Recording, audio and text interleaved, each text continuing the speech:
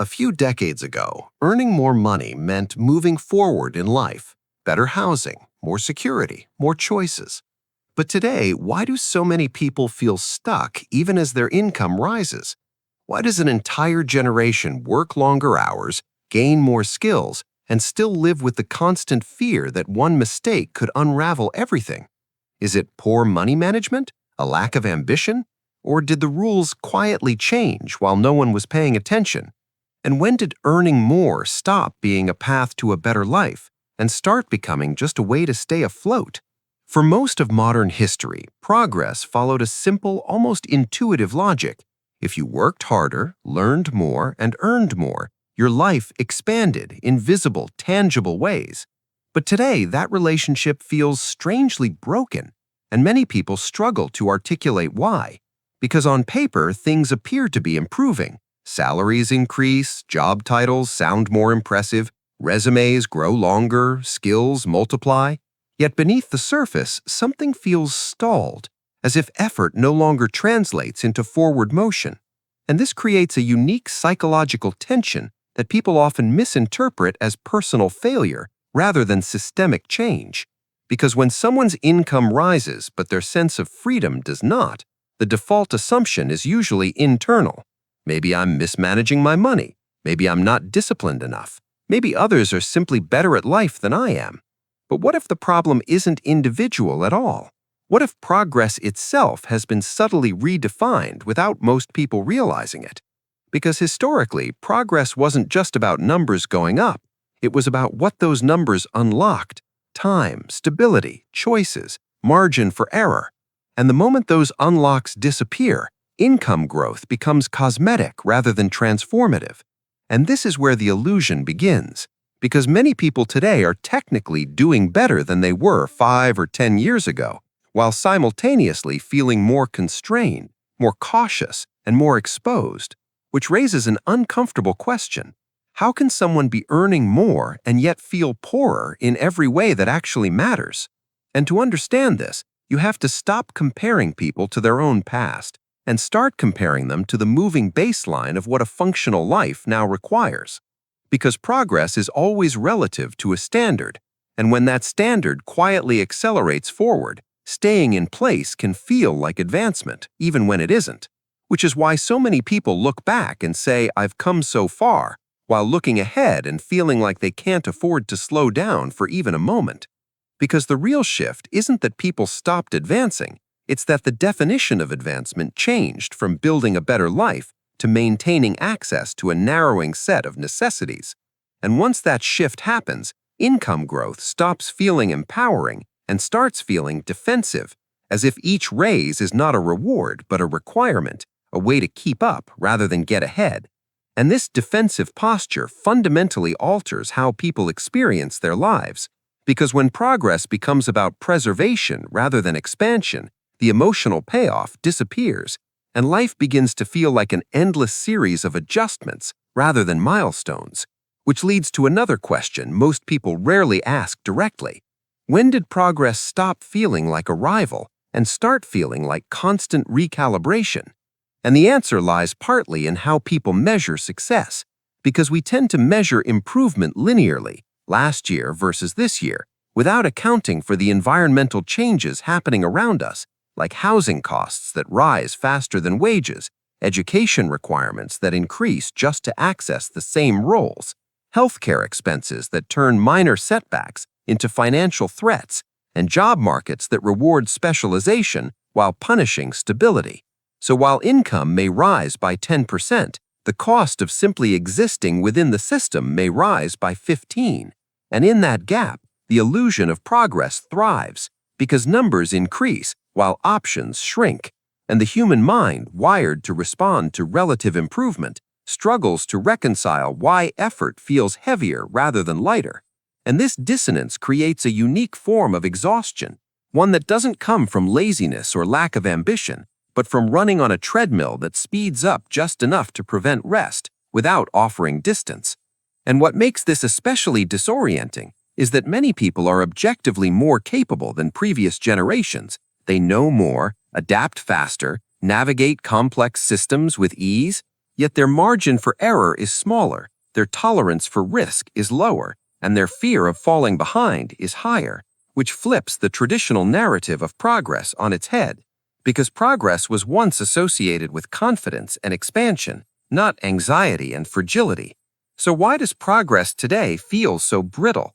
And why does success feel so conditional, as if one unexpected event, a medical bill, a layoff, a market shift, could erase years of effort? And this sense of fragility is not accidental, because progress that depends on constant motion is not true progress. It's momentum without stability. And momentum is exhilarating at first, but terrifying when you realize stopping is no longer an option. And this realization creeps in slowly, often not noticed, until people find themselves planning their lives around maintaining velocity rather than building foundations, asking not what do I want my life to look like, but what can I afford to lose risking? And this subtle shift in mindset is one of the clearest signals that the nature of progress has changed. Because when progress is real, it reduces fear, it widens the margin of safety, it allows people to say no, to pause, to choose. But when progress is illusory, it increases dependence on continued performance, continued income, continued optimization. And this is why so many people feel trapped despite outward success, because the rewards of advancement are no longer cumulative, they are conditional, and conditional progress never feels secure. Which brings us to a deeper, more uncomfortable curiosity. If progress no longer feels like freedom, what does it actually grant? And the answer, increasingly, is responsibility without relief, because higher income often comes bundled with higher fixed costs, higher expectations, higher social obligations, and higher stakes, so that each step up narrows the ability to step sideways or backward. And while this is rarely framed as a problem, after all, who complains about earning more? It has profound psychological consequences, because humans don't experience progress in abstract terms. They experience it through lived flexibility. And flexibility is what's disappearing, not income. And this is why people feel like they're running faster just to stay emotionally level. Because progress without flexibility is not experienced as progress at all. It's experienced as pressure. And pressure sustained over long periods turns ambition into fatigue, which raises another question worth sitting with. If progress makes people more anxious rather than more secure, is it still progress, or is it something else entirely? And this is where the illusion becomes most dangerous, because illusions don't just mislead, they redirect blame, convincing individuals that their discomfort is a personal flaw rather than a systemic change. And as long as people internalize that blame, they keep optimizing themselves, more productivity, more side skills, more hustle, without questioning whether the path itself still leads to somewhere meaningful. And the tragedy here is not that people aren't advancing, but that they're advancing inside a framework that no longer rewards advancement with the things humans actually seek: time, safety, autonomy, and the ability to make long-term choices without constant fear of reversal. And once you see this, it becomes harder to ignore the quiet contradiction at the heart of modern progress, that a society can grow richer while its people feel poorer in control, richer in credentials while poorer in confidence, richer in output while poorer in peace. And that contradiction forces a final curiosity that lingers uncomfortably in the background of all others. If progress no longer feels like progress, at what point do we stop asking how to move faster and start asking whether we're moving in the right direction at all? For a long time, the idea of a good life was not mysterious or aspirational in the way it is today, because it rested on a relatively stable foundation of expectations that most people could reasonably plan around. And while the specifics varied across cultures and decades, the structure was broadly similar: stable shelter, predictable work, accessible healthcare, affordable education, and enough leftover time and energy to enjoy relationships and personal interests. But somewhere along the way, this definition began to shift, not dramatically, not through a single policy change or economic shock, but slowly, incrementally, almost invisibly, until what was once considered a baseline became something closer to a stretch goal. and what was once aspirational quietly became essential. And this shift is critical to understanding why rising incomes no longer feel like rising lives. Because when the target itself moves forward faster than the people chasing it, progress becomes distorted. And what's especially deceptive about this transformation is that it rarely announces itself as loss, because most of the changes arrive packaged as improvements: better technology, more choice, more customization, more opportunity. Yet each layer of improvement subtly raises the cost of participation, both financially and psychologically, until people find themselves spending more just to access what previous generations considered normal. And this is where the redefinition of the good life begins to exert its pressure. Because when basics become conditional, stability becomes a luxury rather than a given, and life starts to feel like a constant negotiation rather than a lived experience. And take housing as a starting point, because shelter is the most fundamental element of any life worth sustaining. And yet housing has quietly transformed from a place to live into a financial instrument, a speculative asset, and a marker of personal success all at once, which means that the cost of simply existing within a community has become entangled with global capital flows, zoning restrictions, credit access, and long-term debt obligations, so that for many people, securing a home no longer represents a milestone of stability, but a decades-long commitment to financial inflexibility. And this raises a quiet but powerful question. When did having a place to live become one of the riskiest financial decisions a person can make? And the answer is not greed or irresponsibility, but a system that gradually shifted risk downward, away from institutions and onto individuals, redefining ownership not as security, but as exposure. And the same pattern repeats itself across other pillars of the so-called good life.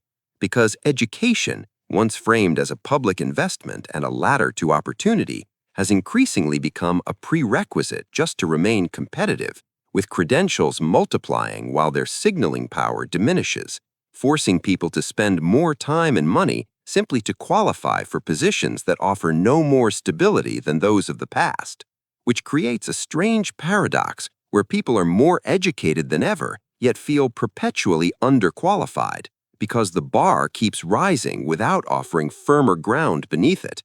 And this transforms learning from an empowering process into a defensive necessity, prompting another uncomfortable curiosity. If education no longer guarantees mobility or security, what exactly are people buying when they invest years of their lives into it? And healthcare follows a similar trajectory, because advances in medicine have dramatically improved outcomes and extended lifespans, but access to that care has become increasingly fragmented, expensive, and unpredictable, turning health itself into a source of financial anxiety rather than reassurance, so that a single illness or injury can undo years of careful planning. And when the systems designed to protect people from life's randomness instead amplify its risks, the psychological contract between effort and reward begins to fracture. And this fracture is what people feel when they say they are doing everything right, but still feel unsafe, because the modern version of a good life demands not only success, but constant vigilance, constant optimization, constant preparation for worst-case scenarios.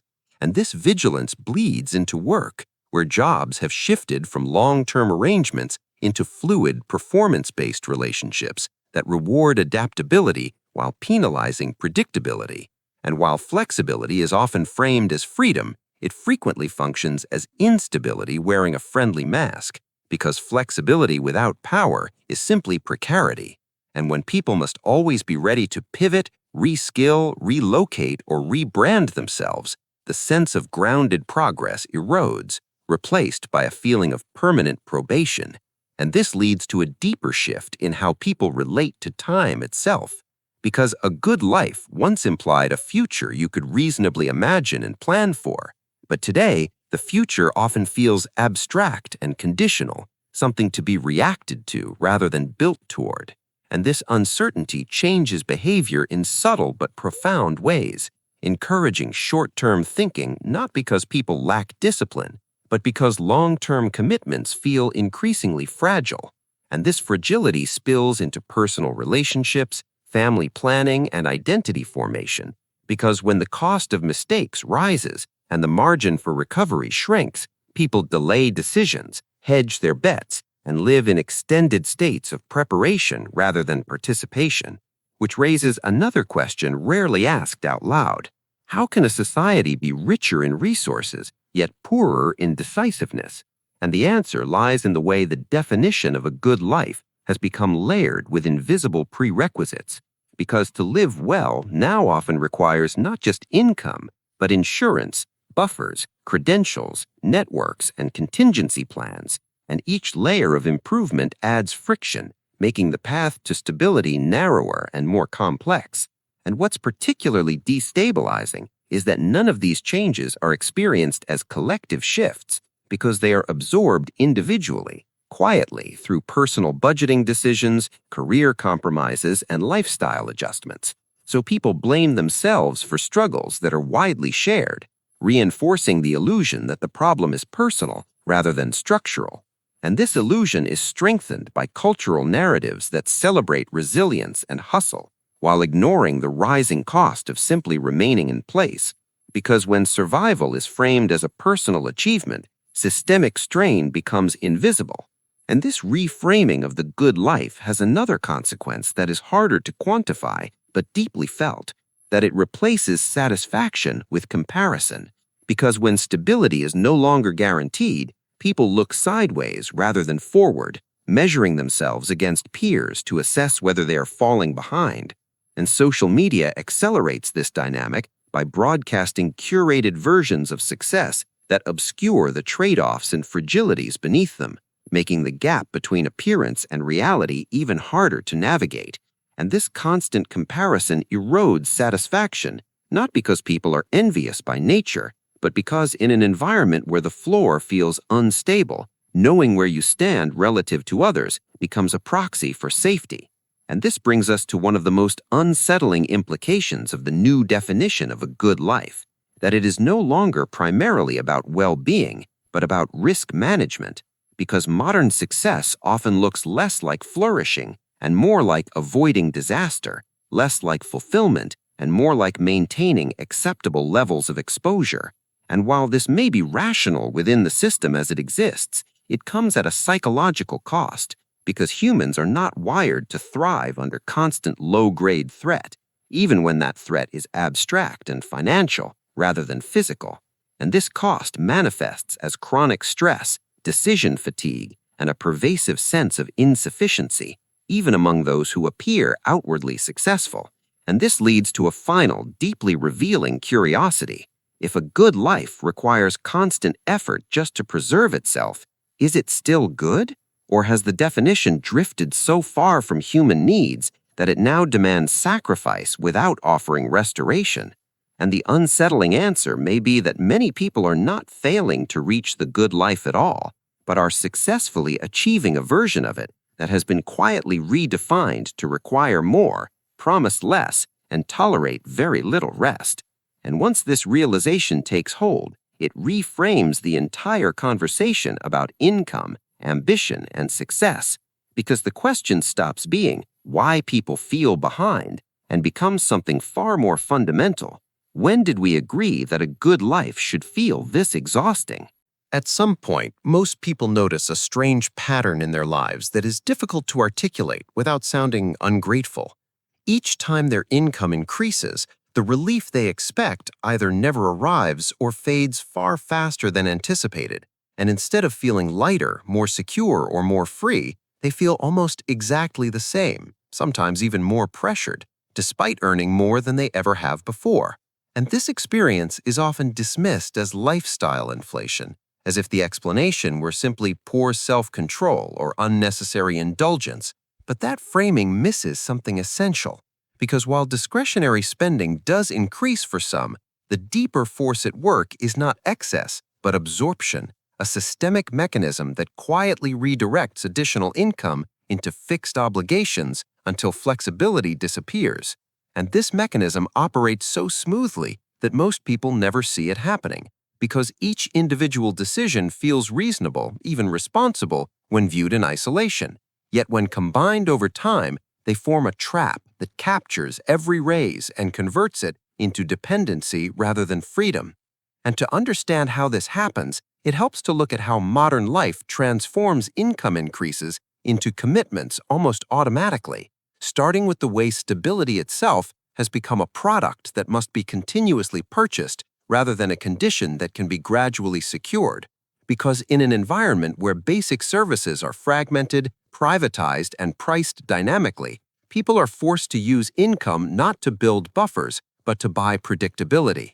And predictability is expensive, so the moment someone earns more, they are encouraged, sometimes subtly, sometimes explicitly, to convert that income into insurance, contracts, subscriptions, financing arrangements, and long-term obligations that promise safety in exchange for ongoing payment.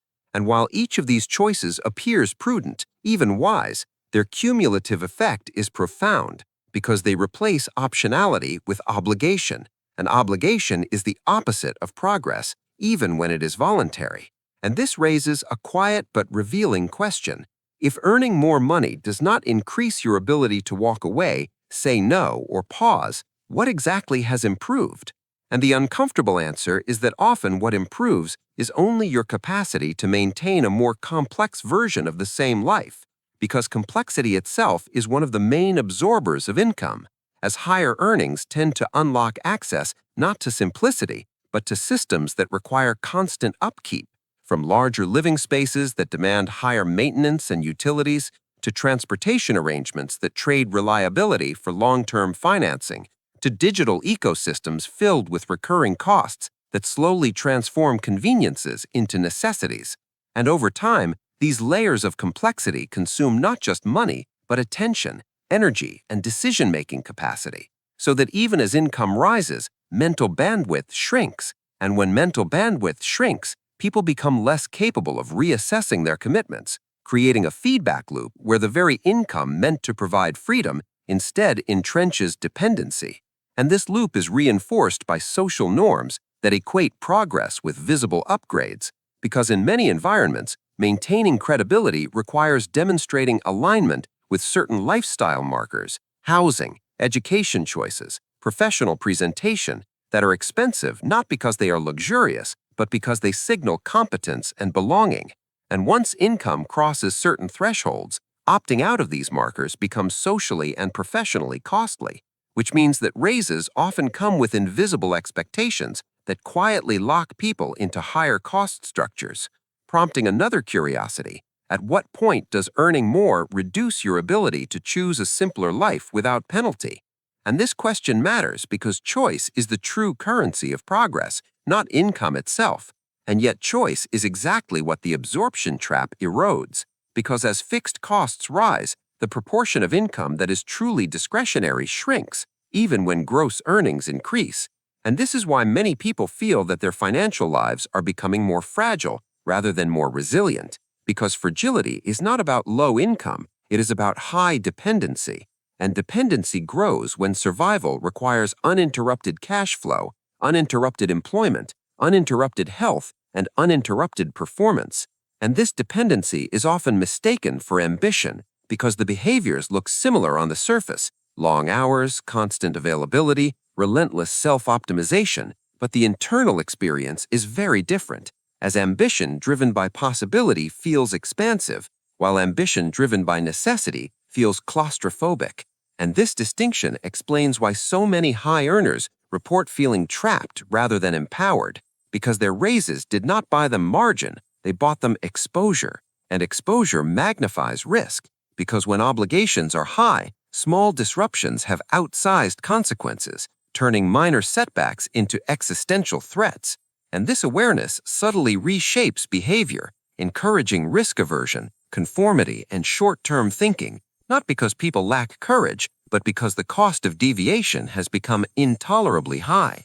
And this brings us to the psychological dimension of the absorption trap, which is perhaps its most insidious feature, because as income increases without corresponding increases in freedom, people begin to reinterpret freedom itself as unrealistic or irresponsible, telling themselves that stability requires sacrifice, that pressure is normal, that exhaustion is the price of adulthood.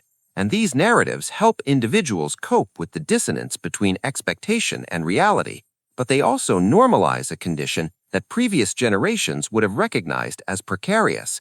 And once normalized, the trap becomes self-reinforcing because people stop asking whether their raises are actually improving their lives and start focusing solely on maintaining their position. And maintenance is a psychologically draining goal because it offers no finish line, no sense of arrival, only the ongoing fear of loss. And fear is a powerful motivator, often stronger than hope, which is why systems built on fear can extract enormous amounts of effort without offering proportional rewards. And this dynamic is visible in how people plan their futures, as long-term dreams give way to short-term contingencies, with aspirations framed not around what life could become, but around what must not be allowed to collapse. And this reframing subtly shifts identity, because when people define themselves by their obligations rather than their aspirations, they become guardians of systems rather than architects of lives. And this identity shift is rarely conscious, but it is deeply felt, manifesting as chronic tension, reduced curiosity, and a narrowing of imagination, which raises another question that is rarely voiced because it feels almost taboo. If earning more money does not increase your ability to walk away, say no, or pause, what exactly has improved? And the uncomfortable answer is that often what improves is only your capacity to maintain a more complex version of the same life, because complexity itself is one of the main absorbers of income, as higher earnings tend to unlock access not to simplicity, but to systems that require constant upkeep, from larger living spaces that demand higher maintenance and utilities, to transportation arrangements that trade reliability for long-term financing, to digital ecosystems filled with recurring costs that slowly transform conveniences into necessities. And over time, these layers of complexity consume not just money, but attention, energy, and decision-making capacity, so that even as income rises, mental bandwidth shrinks. And when mental bandwidth shrinks, people become less capable of reassessing their commitments, creating a feedback loop where the very income meant to provide freedom instead entrenches dependency. And this loop is reinforced by social norms that equate progress with visible upgrades, because in many environments, maintaining credibility requires demonstrating alignment with certain lifestyle markers, housing, education choices, professional presentation, that are expensive not because they are luxurious, but because they signal competence and belonging. And once income crosses certain thresholds, opting out of these markers becomes socially and professionally costly, which means that raises often come with invisible expectations that quietly lock people into higher cost structures, prompting another curiosity. At what point does earning more reduce your ability to choose a simpler life without penalty? And this question matters because choice is the true currency of progress, not income itself. And yet choice is exactly what the absorption trap erodes, because as fixed costs rise, the proportion of income that is truly discretionary shrinks, even when gross earnings increase. And this is why many people feel that their financial lives are becoming more fragile rather than more resilient, because fragility is not about low income, it is about high dependency. And dependency grows when survival requires uninterrupted cash flow, uninterrupted employment, uninterrupted health, and uninterrupted performance. And this dependency is often mistaken for ambition because the behaviors look similar on the surface: long hours, constant availability, relentless self-optimization, but the internal experience is very different, as ambition driven by possibility feels expansive, while ambition driven by necessity feels claustrophobic. And this distinction explains why so many high earners report feeling trapped rather than empowered, because their raises did not buy them margin, they bought them exposure, and exposure magnifies risk, because when obligations are high, small disruptions have outsized consequences, turning minor setbacks into existential threats. And this awareness subtly reshapes behavior, encouraging risk aversion, conformity, and short-term thinking, not because people lack courage, but because the cost of deviation has become intolerably high. And this brings us to the psychological dimension of the absorption trap, which is perhaps its most There was a time when risk was an expected companion to progress, not an existential threat to survival. And while failure was never pleasant, it was rarely catastrophic because the systems surrounding work, housing, healthcare, and community were structured in ways that allowed people to recover, recalibrate, and try again.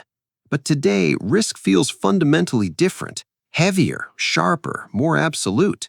And this shift has quietly reshaped behavior across entire generations, because when the cost of failure rises high enough, the appetite for experimentation collapses, and what replaces it is caution masquerading as maturity, fear reframed as responsibility, and paralysis interpreted as prudence. Yet beneath these narratives lies a deeper transformation that explains why people who are more educated, more skilled, and more productive than ever often feel less capable of taking chances than those who came before them. Because modern risk is no longer bounded, it is cascading, meaning a single misstep rarely remains isolated, but spills outward into multiple areas of life simultaneously, turning what might once have been a temporary setback into a long-term destabilization.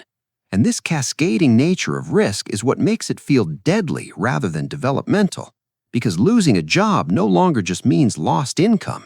It can mean lost health care, lost housing stability, lost access to credit, damaged professional reputation, and long-term erosion of future opportunities, all unfolding at once. And when risks stack rather than resolve independently, the rational response is not bravery but avoidance, which explains why so many people cling to stability even when it feels suffocating. Because suffocation is predictable, while risk feels terminal. And this raises a crucial question. How did we arrive at a world where playing it safe feels dangerous and taking risks feels irresponsible? And the answer lies in how tightly coupled modern life has become, because coupling increases efficiency but reduces resilience. And when systems are tightly coupled, failures propagate quickly, leaving little room for containment, so that individuals bear the full weight of systemic fragility without the buffers that once absorbed shocks. And this fragility is not evenly distributed, because while institutions and corporations often enjoy redundancy, insurance, and bailouts, individuals are increasingly expected to self-insure against uncertainty, using personal savings, private contracts, and uninterrupted performance, which means that risk is no longer shared but individualized. An individualized risk feels far more threatening because it lacks collective backstops. And this individualization of risk changes how people interpret opportunity, because opportunity without protection looks less like a chance and more like a gamble. And gambling with your entire life structure is not adventurous, it is reckless. So people withdraw, choosing paths that minimize downside, even when they severely limit upside. And over time, this withdrawal reshapes culture itself, producing environments that reward compliance over creativity, optimization over exploration, and predictability over innovation. Because innovation requires failure, and failure has become too expensive.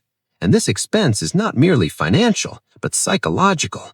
Because when people internalize the belief that mistakes are unforgivable, they become hyper-vigilant, scanning constantly for threats, optimizing every decision, and second-guessing every deviation, which drains cognitive energy and erodes confidence, leading to a paradox where people are more capable than ever, but feel less capable of trusting themselves.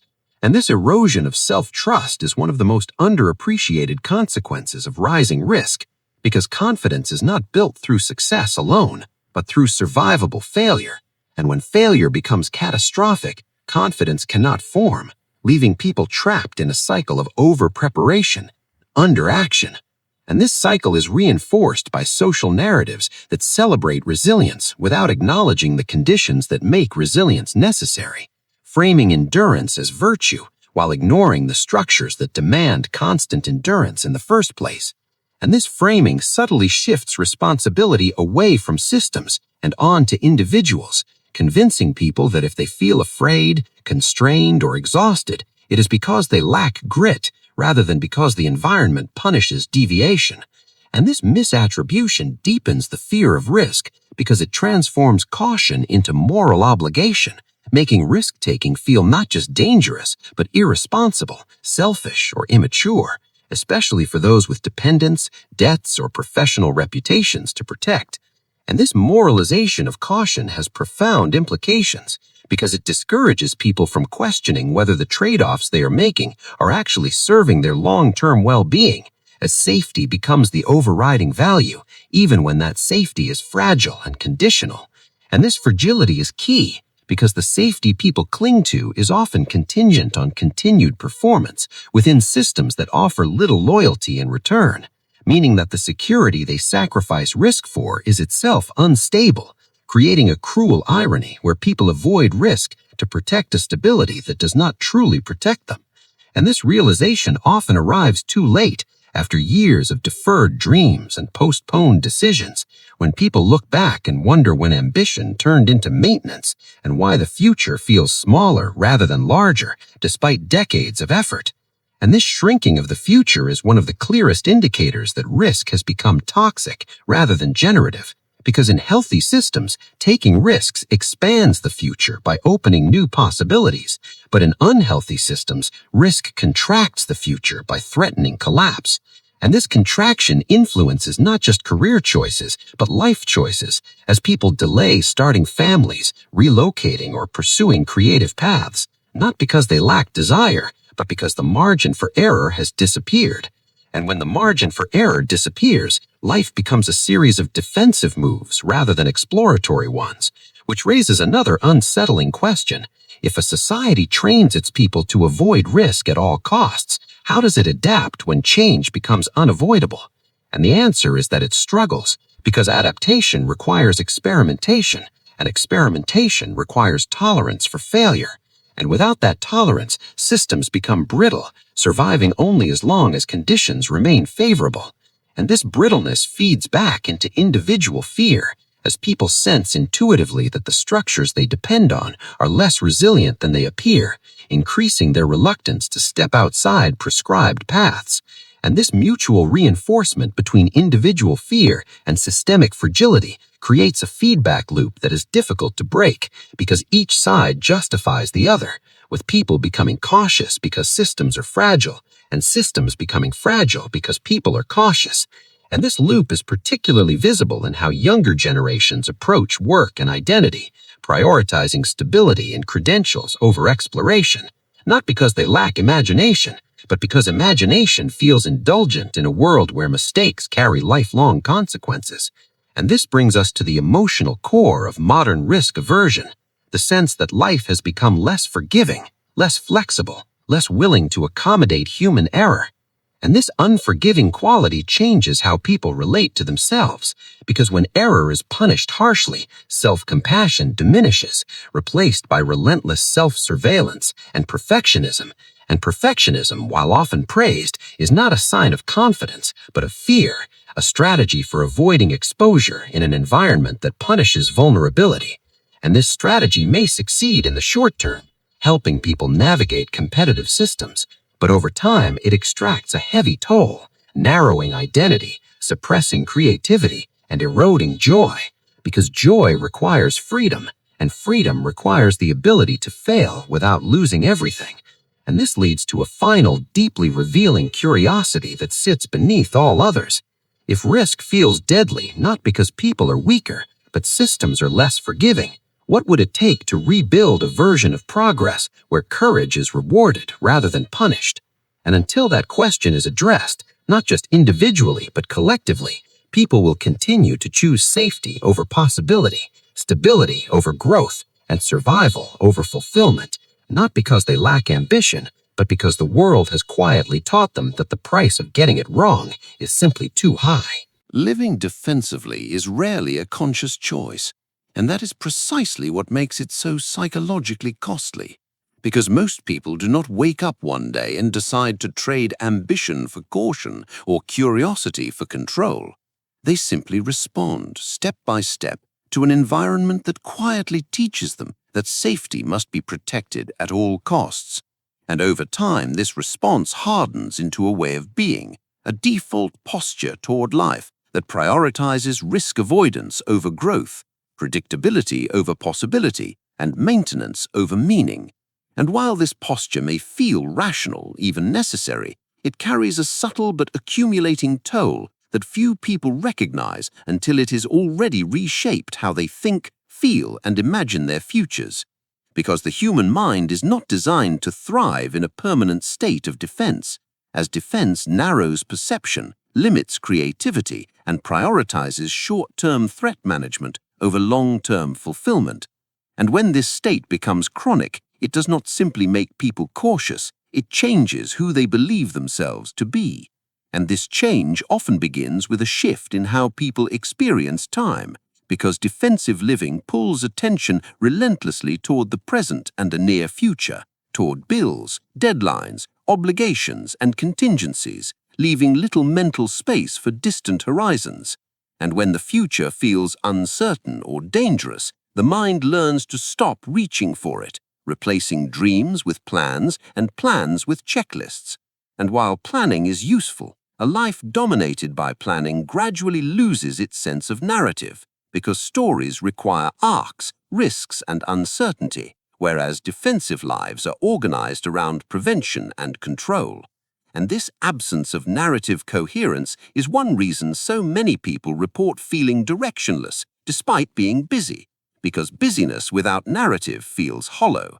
And this hollowness is not a personal failure, but a predictable outcome of systems that reward vigilance over vision.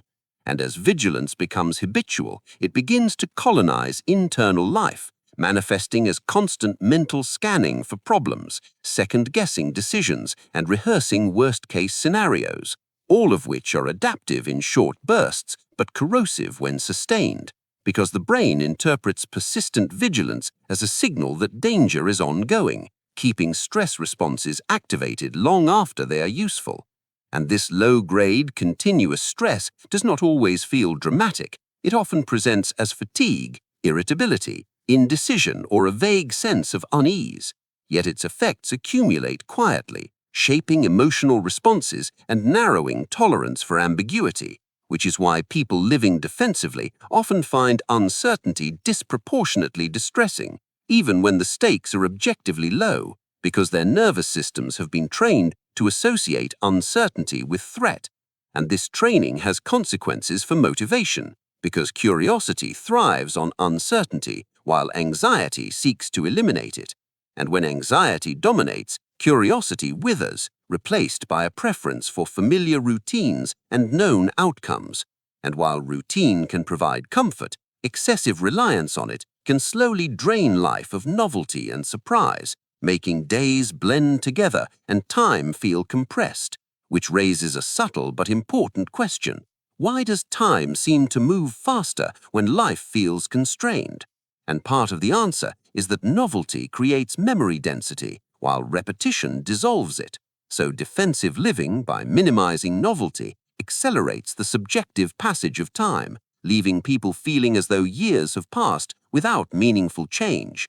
And this realization often arrives abruptly, triggered by milestones, birthdays, or unexpected events, prompting moments of quiet panic when people recognize that they have been optimizing for stability while postponing vitality. And this postponement is often justified with the promise that once things are secure, life will begin. Yet security in a defensive system is always provisional, always one disruption away, so the moment of arrival never quite comes. And the psychological cost of this endless deferral is profound, because humans need experiences of agency and self-expression to feel alive, not just safe. And when these experiences are deferred indefinitely, people may remain functional but lose touch with enthusiasm, becoming efficient caretakers of their own lives rather than active participants in them. And this caretaker mentality extends to identity itself, as people begin to define themselves by roles and responsibilities rather than desires and values, saying, "I am someone who manages," rather than "I am someone who explores." And while responsibility is not inherently burdensome, it becomes so when it crowds out other dimensions of selfhood, creating identities that are brittle and reactive, unable to adapt when circumstances change. And this brittleness is especially dangerous in environments that demand constant adaptation because it leaves people ill-equipped to respond creatively to disruption, reinforcing the very fear that drives defensive behavior in the first place. And this feedback loop between fear and rigidity is one of the most damaging psychological patterns of defensive living because it traps people in cycles of over-control and under-expression, where they work tirelessly to maintain structures that no longer nourish them. And the emotional consequences of this pattern often manifest as burnout, not the dramatic collapse associated with overwork, but a quieter form characterized by cynicism, emotional numbness, and diminished sense of purpose. And this quiet burnout is difficult to address because it does not announce itself with crisis. It simply erodes motivation over time, leaving people functional but unengaged, productive but uninspired. And this disengagement is often misinterpreted as laziness or depression, leading individuals to blame themselves for reactions that are actually rational responses to prolonged constraint.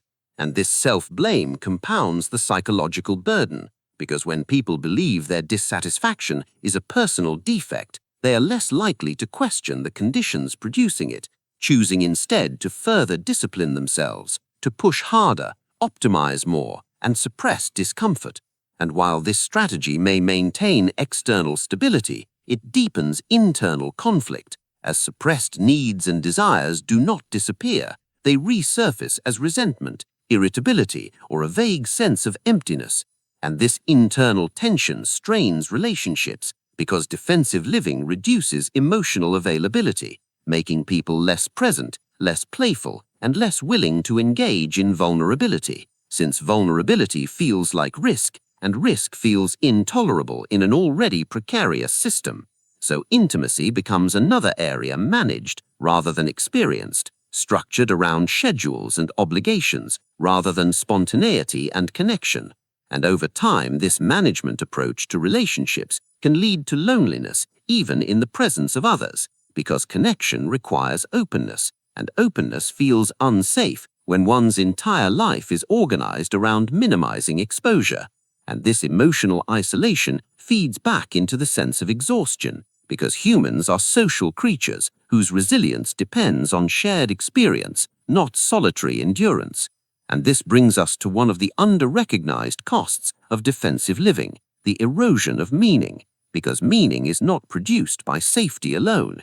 It emerges from engagement with values, challenges, and aspirations that extend beyond immediate survival. And when life becomes primarily about not losing ground, meaning thins, leaving people with lives that are busy but not fulfilling, stable but not satisfying. And this thinning is often masked by achievements and milestones that look impressive from the outside but feel strangely empty from within, prompting the unsettling realization that success has been achieved without satisfaction.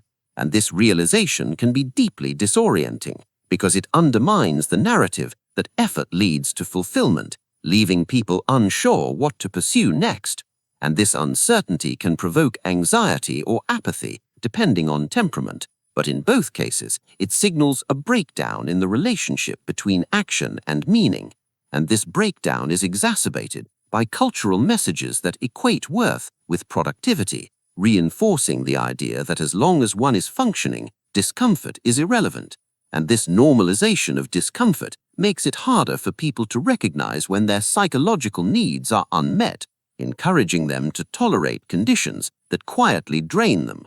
And this tolerance is often praised as resilience, yet resilience without restoration is not strength, it is depletion, and depletion eventually limits capacity, creativity, and compassion, affecting not only individuals but communities, as defensively living populations tend to be less empathetic, more polarized, and more reactive, because chronic stress narrows perspective and reduces tolerance for difference, making people more likely to interpret ambiguity as threat. And this social dimension of defensive living reinforces individual fear, creating environments where caution is rewarded and deviation is discouraged, further entrenching the cycle. And this cycle raises a deeply uncomfortable curiosity that many people sense but struggle to articulate. If living defensively keeps us safe but costs us vitality, connection, and meaning, what are we actually protecting? And the answer is not simple, because defensive living often protects access to housing, healthcare, status, opportunity, but access without engagement is a hollow victory. And when protection becomes the primary goal, life contracts around its most fragile elements, leaving If the previous chapters describe how progress became distorted, fragile, and psychologically expensive, then the question that inevitably follows is not how to go back, because there is no return to earlier conditions, but how to redefine progress in a way that aligns with the realities of the present without surrendering the human need for meaning, stability, and agency. And this redefinition is difficult precisely because it runs counter to many of the assumptions that govern modern life, assumptions that equate progress with acceleration, accumulation, and optimization. Yet real progress in a constrained and volatile environment may look less like moving faster and more like becoming harder to destabilize, less like maximizing output and more like increasing optionality. And this shift requires a fundamental change in what we reward, what we measure, and what we aspire to. Because if progress continues to be defined solely by income, status, or productivity, it will continue to produce the same exhaustion, anxiety, and fragility already described. So the first step in imagining real progress now is recognizing that the old metrics are no longer sufficient, not because they are wrong, but because they are incomplete, and incomplete metrics produce misleading incentives, encouraging people to pursue growth that does not translate into resilience. And resilience may be the defining feature of progress in an era characterized by uncertainty. Because progress that collapses under stress is not progress at all. It is expansion without structure, and structure is what allows growth to endure, which raises an important curiosity. What if progress were measured not by how much a person earns, but by how little their life depends on uninterrupted perfection? And this reframing immediately shifts attention away from maximizing income toward minimizing fragility, because fragility is what turns small disruptions into crises, and reducing fragility does not require withdrawing from ambition. It requires redirecting ambition toward forms of growth that compound stability rather than obligation, such as building buffers, cultivating diverse skills, maintaining social networks, and preserving flexibility in commitments. And while these may sound less glamorous than promotions or visible upgrades, they produce a quieter but more durable form of advancement, one that increases a person's capacity to adapt without panic. And this adaptive capacity is increasingly valuable in a world where predictability is rare. Yet it is often undervalued because it does not announce itself publicly. And this disconnect between what is valuable and what is visible is one of the reasons so many people pursue progress that looks impressive but feels hollow. Because social validation rewards visible markers while neglecting invisible foundations. And redefining progress requires resisting this bias, choosing to value what protects future freedom over what signals present success, which is difficult in cultures that equate worth with display, but necessary if progress is to regain its meaning. And this brings us to another crucial dimension of real progress, the relationship between effort and recovery. Because in environments where constant effort is required just to maintain position, recovery is often framed as indulgence rather than necessity. Yet systems that never allow recovery eventually degrade performance, whether biological, psychological, or social. And individuals are no different. So real progress may involve redefining productivity to include rest, not as a reward for success, but as a prerequisite for sustainable engagement. And this redefinition challenges deeply ingrained beliefs about work ethic and value, prompting uncomfortable questions like, if rest is essential for long-term contribution, why is it treated as optional? And who benefits from that framing? And these questions matter because progress that consumes its own capacity to continue is self-defeating. And this self-defeat is visible in rising burnout, disengagement, and loss of trust, all signs that systems optimized for output have neglected the human inputs they depend on. And real progress would address this imbalance by designing lives and institutions that do not require constant emergency mode to function, because emergency mode narrows thinking, suppresses creativity, and encourages short-term solutions at the expense of long-term resilience. And resilience, unlike efficiency, requires slack, margin, and redundancy, qualities often dismissed as wasteful but essential for survival in complex systems. And applying this insight at an individual level leads to another reframing, that having margin, financial, temporal, emotional, is not laziness or underachievement, but a strategic asset, because margin allows people to absorb shocks, make thoughtful decisions, and pursue opportunities that are not immediately profitable but deeply meaningful. And meaning is a critical but often overlooked component of progress, because without it, effort loses coherence, becoming a series of disconnected tasks rather than a purposeful journey. And meaning does not emerge from optimization alone. It emerges from alignment between actions and values. And values require reflection, which requires time, which requires space free from constant pressure. And this chain reveals why so many people struggle to articulate what they want beyond vague notions of success. They lack the conditions necessary for sustained reflection. So real progress may involve reclaiming those conditions, even when doing so appears inefficient by conventional standards.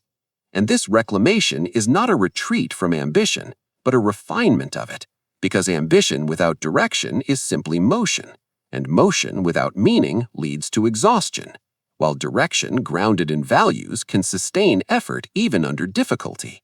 And this distinction becomes increasingly important as external guarantees erode, because when institutions provide less stability, individuals must rely more on internal coherence to navigate uncertainty. And coherence comes from clarity about priorities, trade-offs, and limits, not from chasing every available opportunity. So progress may look less like expansion into all possible domains, and more like deliberate concentration on what matters most. And this selectivity is often mistaken for settling, yet it can represent a higher form of agency, because choosing fewer things consciously is different from being constrained to fewer things by circumstance.